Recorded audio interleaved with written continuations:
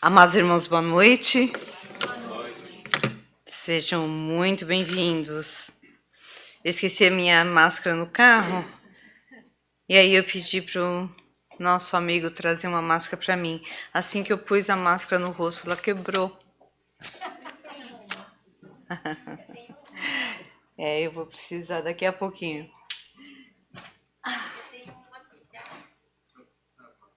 Quero sim. E é preta, ainda é melhor, combina com minha roupa. Thank you. Obrigada. Deixa eu ver quem que me deu. Dá para você baixar a máscara para eu agradecer de verdade? Muito obrigada. Muito bem, amigos. Muito bem. Como estamos hoje? Bem. Como é que vocês gostariam de fazer uma viagem sem prepararem as malas? Hã? Quem gostaria de fazer uma viagem sem preparar as malas? Eu adoraria. Eu absolutamente não gosto de fazer malas. Mas elas são necessárias, certo? Elas são necessárias. Difícil. Como é que você vai se virar do outro lado? Para onde você vai? Para outra cidade, para outro país, às vezes até para a casa de um amigo, sem bagagem. Não há como. Nós precisamos preparar a bagagem. E eu diria que é hoje o que nós vamos fazer aqui. Hoje nós vamos preparar as bagagens para uma viagem que todos nós vamos fazer eventualmente. Ninguém gosta de falar sobre isso, mas vir a um centro espírita sem falar nessa viagem é não estar passando para vocês e nem lembrando a nós outros desses aspectos essenciais da vida. Por isso, eu vou convidar vocês a virarem o seu companheiro à sua frente e para o que está atrás e digam-se, prepare-se.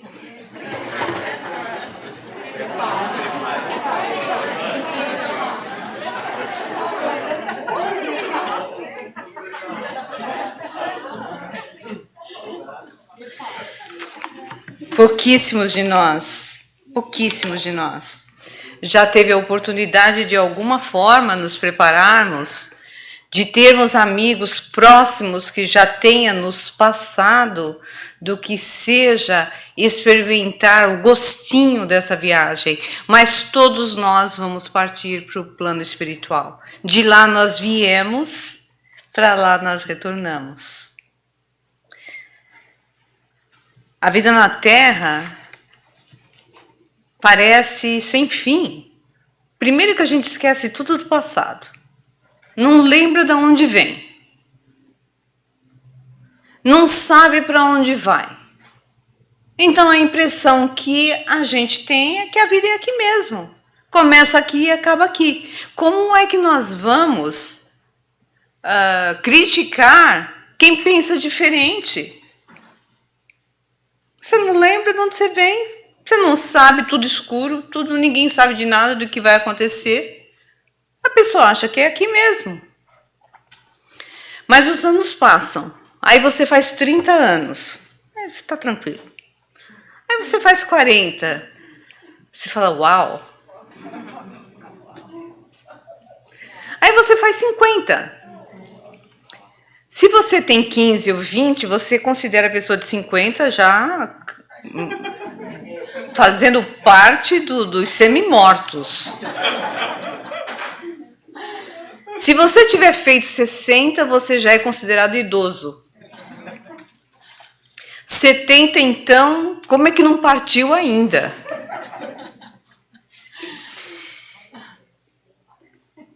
Mas mesmo quando nossos pais, nossos avós estão nos 80 e 90, nem assim a gente libera. Nem assim a gente os libera. Quando a gente tem 80, a gente fala, nossa, eu ainda tenho 80. Sobretudo se você tiver uma vitalidade incrível, você nem te passa pela cabeça desencarnar. Essa é a verdade. E nem deve passar, por um lado. Deus nos deu o espírito de conservação, o instinto de conservação, porque a ideia realmente é ficar aqui o maior espaço de tempo possível. Você fala, ué, por quê? Não posso evoluir no plano espiritual? Essa não é uma boa pergunta? Não posso evoluir no plano espiritual? O que vocês acham? A gente pode ou não pode evoluir no plano espiritual? Pode. A gente pode. Qual a diferença, gente?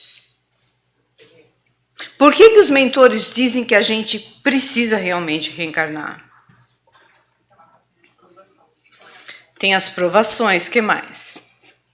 Aqui é um mundo de provas e expiações. Além das provas, tem as expiações. Ok. Mas a gente ouve falar que no plano espiritual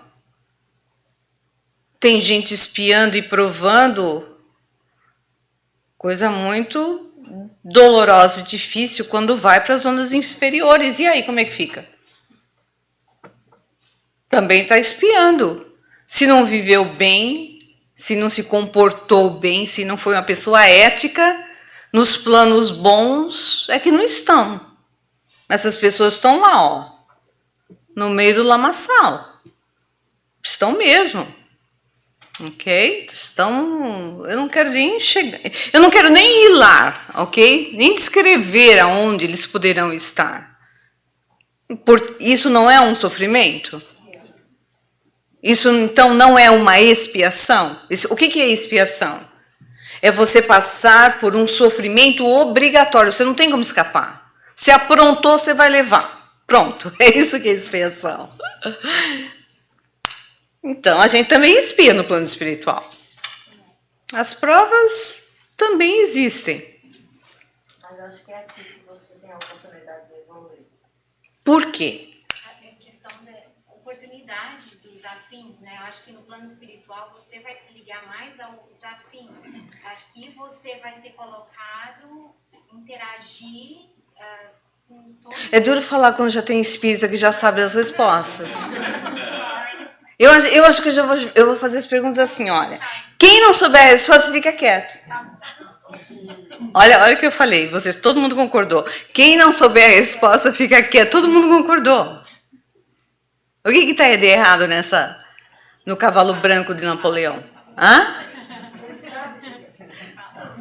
Brincadeiras à parte, gente. Ela disse tudo, ok? A grande diferença é que nesse mundo aqui, ó, você está ao lado de pessoas afins e pessoas que não são afins. Quem não se sente, sobretudo num lugar como esse, onde eu considero as pessoas que frequentam, ou que visitam, ou que buscam, ou que querem conhecer o centro espírita, a nata. Já são a nata da sociedade espiritual da Terra. Realmente, você e eu, sem nos envaidecermos, como nos foi dito na mensagem, a gente não é mais pessoa do mundo. E se tiver um pé no mundo e um pé em qualquer outro lugar que é mais elevado, a gente já não tem mais os dois pés no mundo. A gente quer uma coisa diferente. Se você está visitando o Centro Espírita pela primeira vez, se você está aqui porque um amigo lhe convidou, ou são as primeiras vezes, você está aqui porque alguma coisa te falta. O mundo não te dá alguma coisa e você está procurando, às vezes até meio que inconscientemente, alguma coisa diferente, abriu uma porta, o amigo lhe convidou para um lugar que lhe parece simpático e você vai. Não vai ter nada para perder, não custa nada mesmo. Não é? Então, a verdade é que nós já estamos acima da média. E mesmo estando acima da média, mesmo assim, você ainda se sente um peixe fora d'água. Por quê? Porque o mundo em que nós vivemos está muito abaixo da nossa média.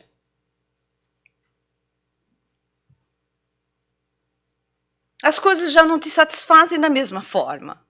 Pensa nos teus 15 anos. Quem tem 15 anos aqui? Só para saber se tem adolescentes por aqui. Porque eu adoro ter adolescentes. Eu entrei na doutrina espírita com 13 anos de idade. Eu assistia a palestra. Eu adorava. Então, às vezes, as pessoas ficam, ai, nossa, vai trazer adolescente para a palestra. Eu ouvia a palestra e entendia tudo. Porque, alguma coisa tem aqui dentro. Então, não tenho receio de trazer os seus filhos mais jovens. A gente só teve de fazer um monte de regra em função dessa pandemia, dessa loucademia. Caso contrário, para mim, adolescente de 13 anos para cima é um pequeno adulto. De toda forma, nós estamos buscando algo diferente. Nos sentimos incompletos, nos sentindo fora da média, não há compatibilidade nem dentro da própria casa. E é por isso que a gente precisa reencarnar. Porque quando você está no outro lado da vida, que tem esse lado e tem o outro. Esse lado é um lado materializado, o outro lado é desmaterializado. Do outro lado, você vive com gente igual a você. Do mesmo nível. Nem mais, nem menos. Essa é a grande diferença. Isso que é o duro. É você conviver com pessoas muito abaixo de você. E você saber que você não é elevado ainda e que essas pessoas te irritam profundamente.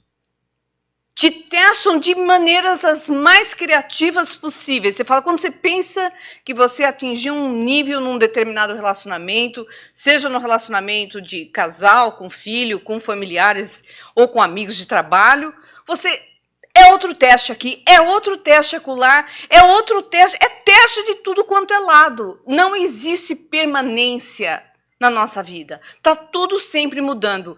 E se você não tiver esse estado de resiliência interior, você vai ser uma pessoa frustrada e vai constantemente cair em depressão ou em ansiedade. Ou os dois. Porque você, nossa, quando as coisas estão começando a aliviar, bum, vem. Quando começou a melhorar, bum, vem de novo. Você fala, meu Deus, para onde eu paro? Eu não tenho paz. Não, aqui nesse mundo você não vai ter muita paz mesmo. E Jesus nos disse isso, no mundo tereis aflições. Você fala, nossa, que Jesus pessimista, mas olha, bem achei que Jesus era um baita de um pessimista. Não, um realista. Nesse mundo tereis aflições. Se você não tiver essa consciência, você vai ser uma pessoa frustrada e infeliz. Você fala, nossa, que notícia que você está dando para a gente. Então, todos esses companheiros com grande fala, com portentosa oratória, que fala, não, tudo bem, você constrói o futuro e vai dar tudo certo dentro de você. Na sua capacidade de remanejar o destino que te aparece. As coisas mudam e você muda em cima delas. Você vai como o rio. Vem a avalanche, vem a chuva, muda o curso do rio e você vai recriando. É nisso que você encontra uma paz relativa. Porque você sabe que você tem a capacidade de superar as dificuldades. E por isso Jesus disse, nesse mundo, você e eu vamos ter aflições, mas eu superei o mundo. Querendo dizer, tem solução. Tem solução. Isso é a nossa felicidade. Nisso está a nossa felicidade relativa. É possível ter, sim, um nível de felicidade relativa, porque é a sua autorrealização. É a sua capacidade interior de ter uma paz relativa, porque você sabe que você tem condição de superar os problemas. Você sabe que não está sozinho. Você sabe que os mentores estão com você para que o plano, o projeto de progresso e de sucesso da sua reencarnação aconteçam. A nossa reencarnação é um plano de sucesso. Ela tem de dar certo. Só não dá certo quando a gente desiste. Porque fracassar de vez em quando todo mundo vai ou não? Pergunta para o pessoal lá se alguma vez ela já fracassou. Pergunta, por favor, pergunta. Você já fracassou alguma vez? Pergunta. Eu quero ouvir. Pergunta, por favor. Se está muito distante, olha para trás. Você já fracassou? Se a pessoa disser que não está mentindo, você já está sabendo. Aí se a pessoa for, não, eu nunca fracassei. Então você conta para ela a notícia, vai fracassar. O fracasso é uma lição de humildade enorme. E nos foi lembrado hoje que não te exalte, meu amigo. Se você nunca fracassou, prepare-se que vai vir uma bomba. Nós temos muitas lições do fracasso, muitas. E que vão abrir a nossa capacidade de autossuperação num nível que você nem sabia que tinha condição de superar aquela situação, aquele problema. Aliás, mas por que eu estou falando tudo isso?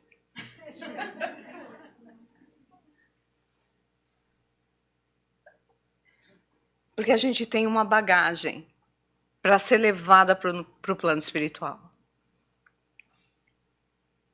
E você quer que a sua mala vá cheia de realizações. No entanto, existe um período de transição. Existe a viagem em si. Existe a viagem aqui, que é uma viagem longa. Nós mais ou menos como que sabemos como é essa viagem por aqui, porque a vida dos outros já nos mostrou. Você nasce, vai para a escola, se você não tem situação financeira, você vai pedir dinheiro na rua. Se você tem uma família relativamente estável, você como que progride. Se você nasce no meio da favela, no meio de pais criminosos, ou de pais abusivos, ou pais extremamente desequilibrados, você vai conhecer um pouco do inferno na Terra. Então, mais ou menos, a gente sabe como é que as coisas são por aqui.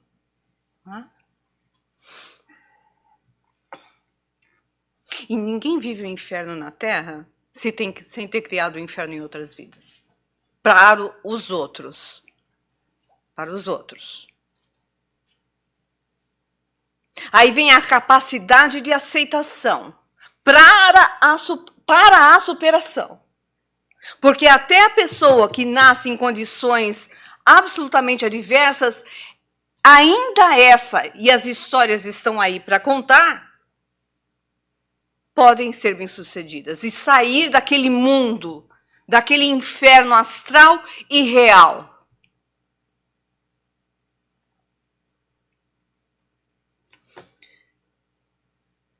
Então nós sabemos mais ou menos como é a vida por aqui. Já ouvimos falar da vida por lá, mas a vida de lá nos é pintada de cores assustadoras. Por que é assim, gente?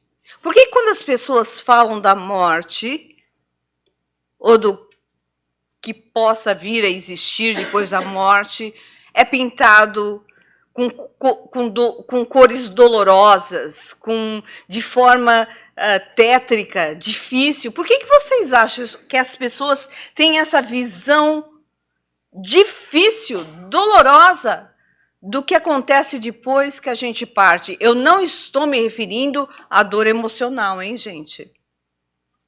Porque se você ama alguém, e se essa pessoa vai morar na Finlândia, na Conchinchina, no Canadá, ou no Chile, você não vai mais ver essa pessoa, você vai chorar e sofrer. Se você ama essa pessoa. Então não tem como você não sofrer pela falta da presença física. Vocês concordam? Então, eu não estou envolvendo a dor emocional, a dor difícil da despedida e o fato de você não ver frequentemente uma pessoa que você ama. Eu estou me referindo a essa pintura, essas cores, realmente, às vezes até apavorantes da vida. Por que vocês acham? Por que as pessoas têm essa impressão da vida após a morte? Coisa assustadora. Apego ao materialismo, né? Apego ao material. Apego ao material. Se eu disser para você que a vovó, a mamãe, a titia passou para a vida espiritual e que ela vai fazer uma visita hoje à noite, você vai ficar tranquilo? Ou vai ficar contente? Você vai ficar ansioso. Como será que vai ser? André. Porque é assim que a gente imagina, né? Quantas histórias que a gente já ouviu de puxar o cobertor? Hã? Essas histórias têm um fundo de verdade. E aquele frio congelado que te vem. Tá super quente no quarto. Você toma aquele banho de suor. Um mal-estar. De medo mesmo, pavor. Por que será, gente? Ignorância, ok. Porque a ignorância leva ao medo. E ao medo é um imenso desconforto. É o medo do desconhecido. Ninguém nunca foi, de uma certa forma. Muita gente foi e contou, mas aí muita gente não conhece essas histórias e não acredita, né?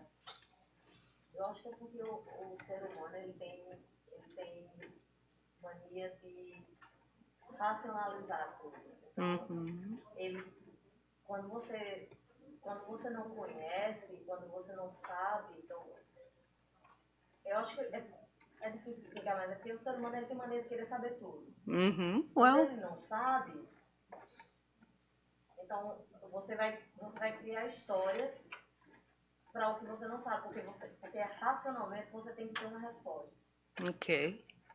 Mas isso justifica o pavor que as pessoas têm da morte? Não, eu acho que A impressão terrível que muita gente tem da morte. Gente, a impressão terrível que a maioria das pessoas tem da morte é uma questão de lembrança. Vocês sabiam disso? É muito mais do que o medo do desconhecido, porque ele é real.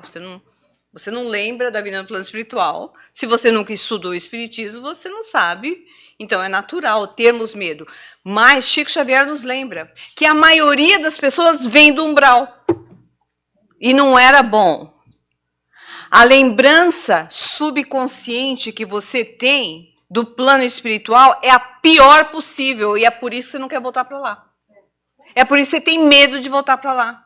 Quantas pessoas, a vovozinha está com 98 anos de idade e não quer desencarnar de jeito nenhum. Pelo amor de Deus, vovó, vai embora. Aí o plano espiritual faz o quê? Tira todo mundo do quarto que está rezando para a vovó continuar viva no plano físico. A vovó já deu tudo o que tinha de dar. E estão lá pedindo, Senhor, faz com que ela se cure. Ela tem mais 2 anos para fazer 100 anos. Aí acontece uma coisa que desaparece todo mundo do quarto. E é essa uma das histórias que os livros de André Luiz contam muito bem. Tá todo mundo, tá a família toda com o familiar moribundo. Ninguém entende porque, de repente, é uma melhora. A pessoa está moribunda, está quase para ir. De repente, uma melhora. Todo mundo relaxa, vai lá para a cafeteria do hospital, sai do quarto. E eles aproveitam para tirar o espírito. E só conseguem, porque o apego dos familiares é tal que nem o espírito quer ir e nem os familiares permitem que o espírito desencarne. Gente, nesse nível nós chegamos. O plano espiritual precisa pregar peça para a gente, para levar as pessoas embora. Pela falta do quê? De saber o que está na mala. Nós temos de ter um mapa, gente. Nós precisamos ter alguma bagagem para que na hora da passagem não seja esse sofrimento, nem para quem fica e nem para quem vai. Toda morte repentina, toda morte física repentina é um tremendo choque. Tremendo choque, sobretudo se a pessoa é mais jovem. Passado o choque emocional, nós precisamos fazer um esforço pessoal de auxiliar a pessoa que também está em choque no plano espiritual. Porque não é fácil desencarnar. Como diz Chico Xavier, a saudade bate dos dois lados. E se a pessoa jovem, ela fala, meu Deus, como é que eu fui? Ainda quero viver mais, mas você vai continuar vivendo, meu filho. Você continua a viver, eu estou falando com você aqui no plano espiritual. E muitos familiares, imagina, era tão jovem, mas cumpriu o plano de vida na Terra. Era aquele o plano. E a pessoa continua. E nós os acomodamos e aceitamos que esse é o programa de vida da pessoa. Vai doer por um bom tempo, porque nós amamos a pessoa, nós queremos, sentimos falta, mas depois de um tempo continuar a chorar, gente, e lamentar. Imagina, eu tinha 23 anos. Imagina, eu tinha 31 anos. Imagina, era uma criancinha, tinha uma vida pela frente. Tem uma vida pela frente ainda. Mas tudo relacionado à morte do corpo físico é doloroso, porque vai envolver sofrimento, se são pessoas a quem nós amamos. E se formos nós, é um choque, porque a gente quer continuar, a gente tem tantos planos, e até cair a ficha, até nós nos acalmarmos, até sossegarmos e reconhecermos que o nosso programa é continuar a existência no plano espiritual, para nos prepararmos melhor para outras existências, demora. Às vezes, décadas. A pessoa fica no estado de não aceitação. E sabe onde que fica? Não, se a pessoa não for uma pessoa má, antiética, não fica no umbral, não. Fica dentro da tua casa mesmo. Já ouviu falar em assombração? É. Ai, nossa, eu senti a presença da vovó. Pois é. Tá lá mesmo, continua lá. Ontem eu estava relendo pela 15ª vez o livro Missionários da Luz, que é um dos meus livros favoritos da coleção André Luiz. E ele conta que na hora da mesa, na hora da refeição, tem muitas passagens, mas essa é uma passagem interessantíssima. Tinham lá 5, 6 pessoas, né, familiares, jantando, mas eles não estavam jantando sozinhos, não. Tinham lá 5, 6 espíritos jantando junto com eles. É mole um negócio desse, gente? Dentro da nossa casa, nós temos espíritos sugando os ares e os apetites daquilo que nós comemos. Que nível de absurdo é esse? Vocês já viram como dá briga na hora de refeição? Então, por que você não janta junto com seus familiares? Almoço de domingo é jantar de Natal, encontro de Ano Novo, Dia das Mães. É assim um milagre de não dar briga na hora da mesa. As famílias mais elevadas, todo mundo se respeita, mas é muito comum haver discussão na hora da mesa. E daí vem o costume das famílias religiosas tradicionais de orarem antes da refeição. Olha a importância, até nisso. Porque nós podemos não comer sozinhos. Se nós estivermos com espíritos que não nos querem bem, eles vão se aproveitar daquele momento para começar piadinha daqui, piadinha de ali, e começa a desarmonia na hora da mesa. Outros não tem piada nenhuma, estão lá para comer o que a gente está comendo. Aí você está no primeiro prato, tudo bem. Segundo prato, terceiro prato, já não é você mais comendo sozinho, filho. Você está no terceiro prato de macarronada e na terceira cerveja você não está mais comendo sozinho. Desculpe, essa é a realidade. Lívia, às vezes eles nem fazem com que você brigue, né? Mas faz com que cada um vá para um lado, afastar a família. Também, muito comum. Mas eu estou dando apenas uma pequena ideia da importância de nós conhecermos o lado espiritual da vida, até na hora de uma refeição, gente. E é uma família comum, ninguém é mau, nenhum tem criminoso nenhum. Eram apenas outros espíritos que conviviam dentro da casa, alguns familiares e outros encontrados andando por aí. Foi no Publix, saiu com o espíritozinho junto. Nós precisamos estar atentos às nossas faixas mentais, ao que a gente pensa, o que a gente escolhe ouvir, o que a gente escolhe pensar. O pensamento não é bom? Nossa, eu não acredito que eu pensei nisso. Vocês têm esses impasses? Eu falei, não acredito que eu estou pensando nisso. Eu tenho muito isso. Eu falei, não vou entrar em estado de consciência de culpa. Porque eu vivo nele. Porque eu vivo pensando coisa que não devo. Meu Deus do céu, não acredito que eu ainda penso. Lá fui eu fazer meu cabelo esse fim de semana. A menina reclamou que eu cheguei 10 minutos atrasada. Eu vivo atrasada para tudo. Eu sei que é minha falta de organização.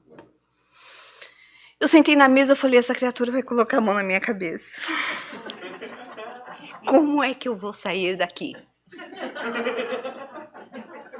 Aí ela começou a fazer massagem, na hora de lavar meu cabelo, ela começou a fazer, meu Deus do céu. Essa pessoa vai me fazer massagem na minha cabeça. Comecei a vibrar por ela. A vontade que eu tinha, na hora que ela reclamou de que eu cheguei atrasada, porque ela já me deixou esperar 300 vezes, é de esgoelá-la. Mas eu falei, não, eu sou espírita.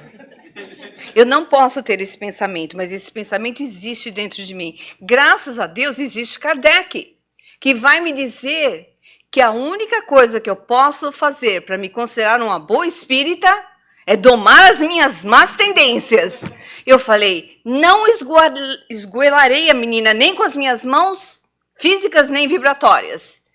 Comecei a desejar muita paz a ela, mas eu saí de lá pensando, será que eu preciso mudar de cabeleireiro? Brincadeiras à parte, amigos, a verdade é que os pensamentos vêm constantemente e nós, sem querermos, entramos na sintonia de outras pessoas e de pessoas no plano espiritual. E o propósito nosso, trazendo-nos agora à seriedade, é sairmos daqui com conhecimento espírita. Daqui a 2 semanas nós vamos voltar à segunda parte dessa palestra.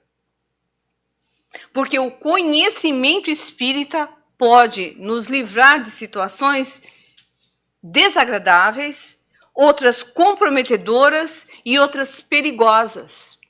Porque você vai ser atacado nas suas concepções filosóficas. Imagina que essa história de espírito existe. Você está perdendo um tempo. Nossa, você está trabalhando de graça. quando é um trabalhador. Olha as horas que você participa do centro. Temos aqui uma amiga que adora ir no voluntário da Igreja Batista aqui. Ela fala, vou no voluntário. Horas de graça. Quantas pessoas que fazem esse tipo de trabalho não são questionadas? Imagina, como é que você está fazendo isso? E a sua dedicação ao seu filho, para que você vai se dedicar tanto? Sua filha nem reconhece os seus esforços. A gente começa a ouvir coisas que têm um pouco de nós, mas também tem um pouco de influência espiritual. E só o conhecimento espírita nos salva nessas horas. Porque você fala, eu sei, porque eu já estudei e sei que isso é verdade. Então, quando nós ouvimos aqui a companheira dizer, os que já partiram, já retornaram e já nos contaram, só não sabe disso quem não estudou. Hoje em dia, então, não tem como você dizer que não tem mais conhecimento disso. O nosso companheiro é completamente cético em relação à vida após a vida. Totalmente. Aí eu comprei um livro de um médico, Consciousness Beyond Life. Pergunta se ele abriu. Tá lá. Empurrado. De vez em quando eu vou lá e dou uma limpada. Aí eu abro o livro. Eu falo para ele, você quer que eu leia para você? Ele falou assim, não. Eu falei, quando é que você vai querer saber? Você vai ter uma surpresa. Aí eu não acredito em nada disso. Eu falei assim, tá bom. Pelo menos eu quero fazer a minha parte. Porque eu não quero que você chegue no plano espiritual e faça como esse amigo que encontrou um outro amigo no plano espiritual e disse, nossa, você sabia disso, sabia daquilo outro? E a gente perdeu todo esse tempo lá na Terra. Aí o amigo vira para o outro amigo, ele estava visitando um amigo no hospital, no plano espiritual, e falou assim, mas eu já sabia de tudo isso, eu era espírita. O amigo deu um pulo daquele tamanho e falou assim, mas como você nunca me contou nada disso? Isso é uma das historietas do Irmão X, uma das histórias psicografadas por Chico Xavier. Eu falei, olha, você pode fazer o que você quiser, é uma escolha, eu nunca vou interferir no seu livre-arbítrio, mas eu quero ter a certeza de que pelo menos você já ouviu falar. E as evidências são seguras. As provas hoje são reais, não são apenas mais filosóficas. E é por isso que nós vamos, nos próximos 10 minutos, ter apenas uma ideia, e vamos continuar daqui a 2 semanas, desse livro incrível chamado Voltei. É um livro que eu realmente recomendo vocês procurarem para ler. O PDF dele na internet tem defeitos, então, mas vale a pena mesmo com problemas. Alguém poderia nos apagar a luz do outro lado, por gentileza? Ele está contado, ele está em forma de audiolivro, mas sabe aquele audiolivro... ao contrário, amigos, por favor.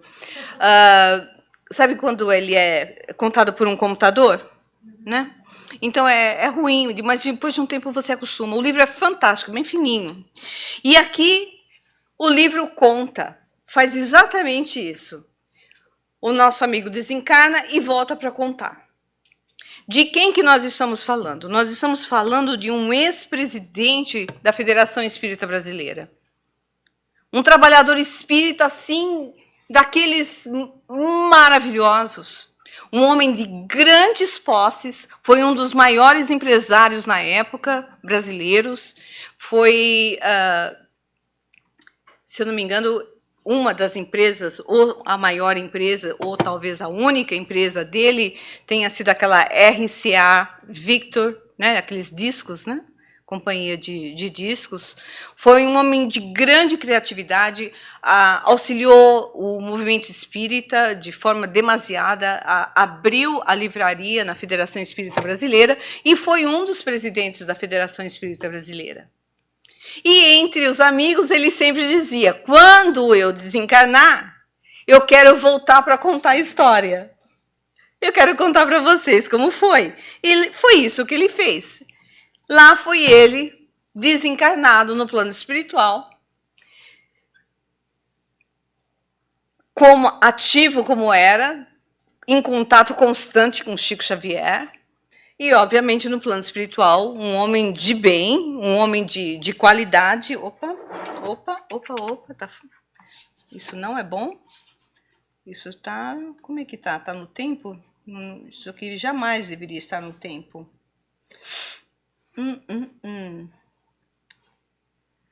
Ítalo, me ajuda aqui, por favor, porque eu não tenho tempo de tirar do tempo.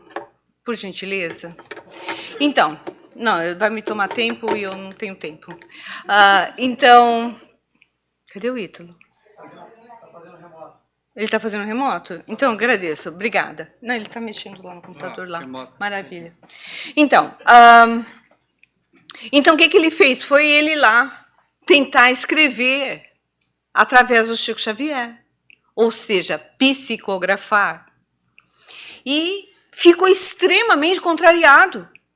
Estava lá o Emmanuel do lado, Chico Xavier na maior concentração, ele tentando realmente passar a mensagem. Cadê que ele conseguia passar a mensagem?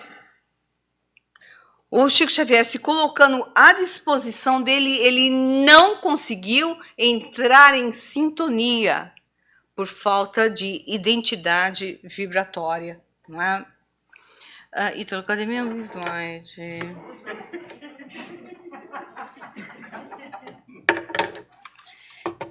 Ai, a vida é bela, não é? Muito bem. Então, Ítalo, posso mostrar pelo menos essa imagenzinha para eles? Ainda não. Ok.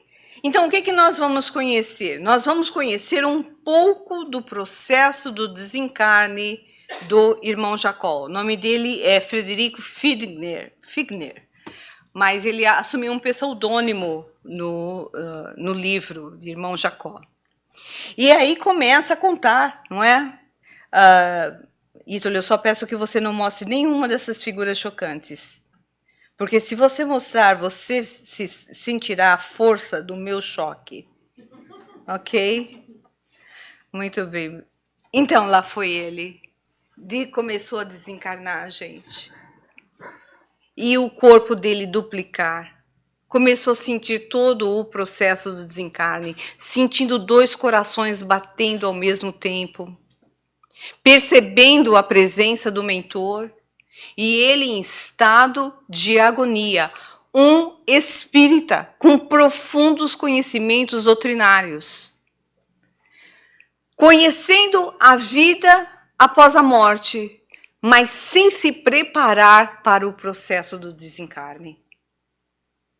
Por isso, nós gostamos sempre de lembrar a todos, nós não podemos esquecer que nós podemos desencarnar hoje, amanhã, depois.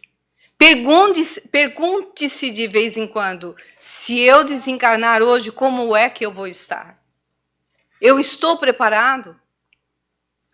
Porque o nosso apego ao nosso mundo e às pessoas que nós amamos e à nossa vida realmente pode fazer o processo da viagem mais complicado e mais difícil. Então,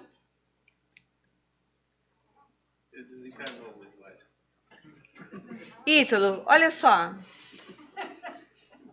Fica tranquilo.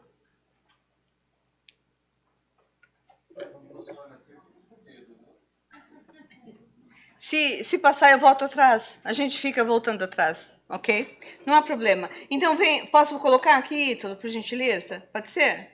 Ok, thanks. Então, aqui nós estamos, o nosso companheiro...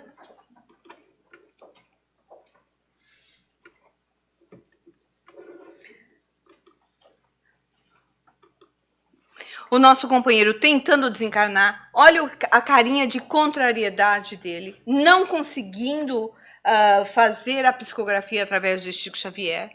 E aqui o mentor dele, procurando auxiliá-lo no processo do desencarne. Aí você vê a duplicidade, o começo da formação do corpo perispiritual. como que flutuando em cima do corpo físico dele. O corpo vai se formando fluidicamente e ele teve a sensação de estar tendo como que 2 corações batendo ao mesmo tempo.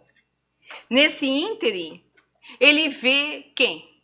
A filha dele, que desencarnou antes dele. E nesse processo de formação do plano espiritual, o que acontece com ele? Ele começa a ter aquele famoso feedback. O flashback, desculpe. O flashback, onde ele começa a ver as cenas mais insignificantes da vida dele. Então, quando o nosso irmão Valdo nos contou do processo de experiência dele de quase desencarne, ele não viu flashback nenhum, certo? Isso já é uma evidência. Se acontecer com você, você não viu flashback nenhum, não chegou a sua hora. Começou a ver o flashback, você já começa a entregar literalmente a alma a Deus. O que é mais interessante é eles contarem que as cenas mais insignificantes da vida aparecem numa velocidade incrível. E ele conta no livro que houve momentos em que ele tentou justificar as próprias atitudes, mesmo sabendo que ele não estava agindo da melhor forma. E começou a ficar agoniado. E aí quem que aparece? Aparece a filha dele. E fala, calma, papai, vai dar tudo certo. Calma, papai. Você já pensou você ter a oportunidade de ter um espírito amigo ao seu lado? Gente, isso é uma conquista da alma. Ele era um homem comum, um homem ainda, um homem espiritualizado, um homem que faz o bem, que fez o bem, mas um homem extremamente materializado. E é quando ele diz aqui, no resumo do livro, inicialmente, ele fala algo muito interessante. Ops. Eu vou arrumar isso, amigos. Não sei como. O slide entrou em... Como é que a gente fala? No tempo, né? Ele fala algo muito interessante. Nós começamos a perceber a necessidade de não nos acreditar quitados com a lei apenas por ter atendido a pequenos deveres de fraternidade. Então, o fato de nós fazermos bem não é o passaporte, a carta branca para nós estarmos adentrando aos planos espirituais superiores. Podem nos livrar de situações extremamente constrangedoras e dolorosas no plano espiritual inferior. Pelo menos podem nos livrar disso. Mas lembremos que isso não é passaporte para os planos superiores. E aí, depois dessa experiência no Centro Luiz Gonzaga, não é? Depois dessa sensação impressionante de estar se sentindo em 2, que é muito bem descrita no livro Obreiros da Vida Eterna, como se dá o processo da formação do corpo, do corpo perispiritual, que se dá devagarzinho, que se dá aos poucos. E aí vem uma outra informação importante. A pessoa desencarnou, a pessoa foi dada como... Melhor dizendo, a pessoa morreu fisicamente. Foi consumada a morte clínica, diagnosticada a morte clínica, se eu posso usar o termo de diagnosticar a morte clínica do corpo. Isso não significa que o espírito está desligado do corpo. Ele já está aqui,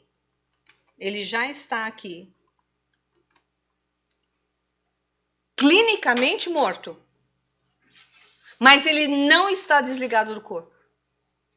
O corpo espiritual, perispiritual, ainda está sendo formado. Agora vocês imaginem entrar as pessoas dentro do quarto em gritaria, em desespero, em desarmonia, sem a menor noção do que está acontecendo. Por isso que pessoas, dependendo do nível evolutivo, elas realmente são mais protegidas nesse processo, porque morrer não significa desencarnar. A importância da pessoa desencarnar e não ser cremada no dia seguinte.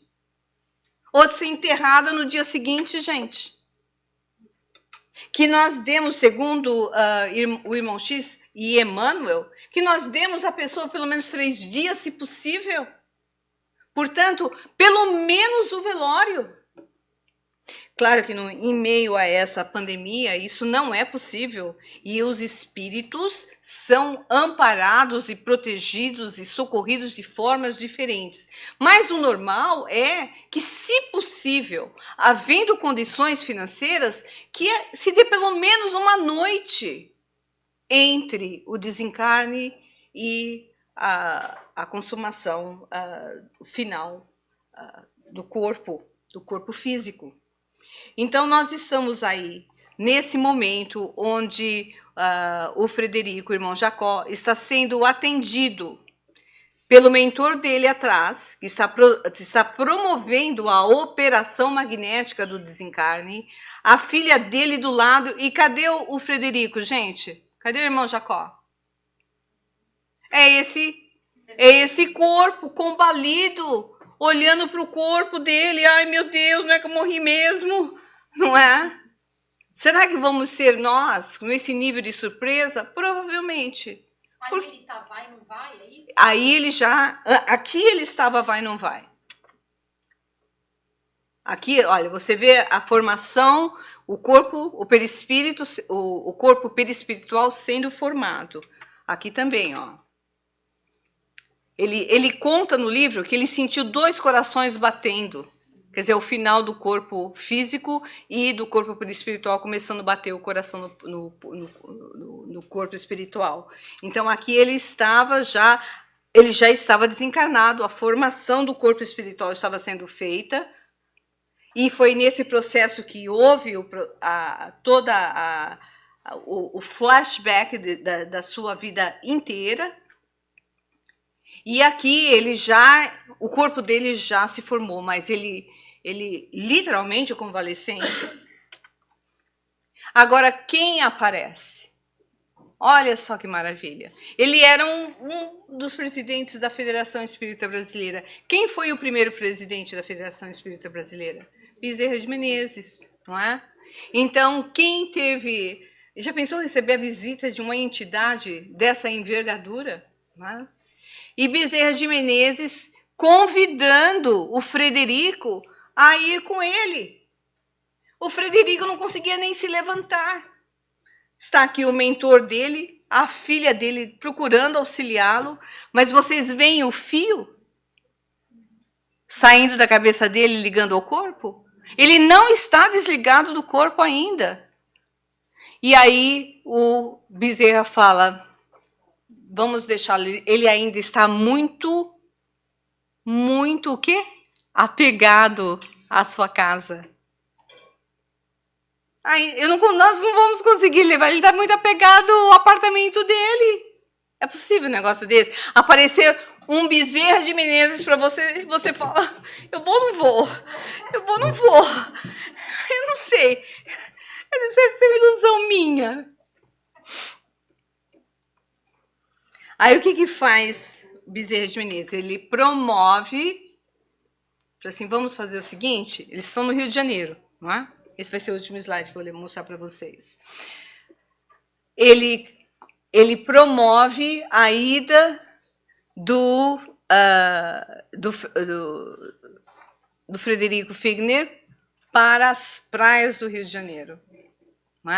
Vocês vejam que ele ainda não está desligado do corpo. E como é que vocês sabem disso? Porque o cordão de prata não foi partido ainda. Gente, essa pessoa é um espírita com conhecimento de base doutrinária. Não se desligou do corpo ainda. E ele estava doente, não é que ele desencarnou. Porque uma coisa é você desencarnar num susto, né? Um acidente. Você não sabe nem onde você está direito. Não sabe? Literalmente você não sabe onde está. Você normalmente é muito amparado, os acidentes são muito amparados pelos amigos espirituais quando a pessoa tem o merecimento devido. Mas essa pessoa estava doente, nem assim estava se preparando para o desencarne. Então, de vez em quando, eu gosto de mostrar esses slides para os meus familiares. A última vez que nós fizemos isso, nós estávamos viajando, estávamos de férias. E meu pai falou, minha filha, por que você está mostrando essas coisas para a gente? Você está achando que eu vou bater com... Como é que ele falou? Bater com as botas de uma hora para outra? Eu falei, não, pai, eu não acho, eu tenho certeza. Eu apenas quero tentar mostrar para vocês o que vai acontecer. Porque eu tenho esse conhecimento, eu quero, pelo menos, vocês não precisam aceitar. Mas quando vocês estiverem lá, pelo menos vocês vão falar, não é que ela tinha razão. E não é para mim, para dar razão a mim, mas eu deixar de passar para vocês um conhecimento desse, eu não consigo nem dizer, eu não consigo nem explicar o nível, não só de covardia, ou de ignorância, de timidez, ou de egoísmo. Então, por que ele foi levado para a praia? Por causa das energias espirituais do mar. Então, quantos de nós nos sentimos melhor no meio da natureza, não é isso? O mar tem vibrações especialíssimas de cura. E, normalmente, sobretudo à noite, enquanto o público não está na praia, muitos enfermos são levados para a praia para se refazerem nas vibrações, nas virações energéticas do mar. Então, ele foi levado para lá e tem essa parte quase que gozadinha. Ele começa a despertar, não é? Se dá conta, aí ele se vê de pijama. Ele fica envergonhado que está de pijama no meio da praia, com a filha, o mentor do lado, até o próprio Bezerra. Ele fica envergonhado. Imediatamente, ele pensou nisso, que estava de pijama, imediatamente ele voltou lá e se vestiu, e colocou lá um terno e ficou lá de uma aparência mais respeitável, de um defunto respeitável, na cabecinha dele. Meus amigos, é um pouquinho do que nós vamos continuar a ver. Isso é apenas um spoiler, quase um spoiler. Não é? A história é realmente interessante, os slides são fantásticos, extremamente inspirados, e eu tenho certeza que nós vamos aprender muito. Então, na próxima vez, eu já vou entrar direto na história, sem dar todo esse preâmbulo e preparando vocês e buscando despertá-los para a importância de lembrarmos que vamos viajar. E é preferível viajarmos com a nossa mala cheia de conhecimentos, para termos uma transição segura e mais tranquila.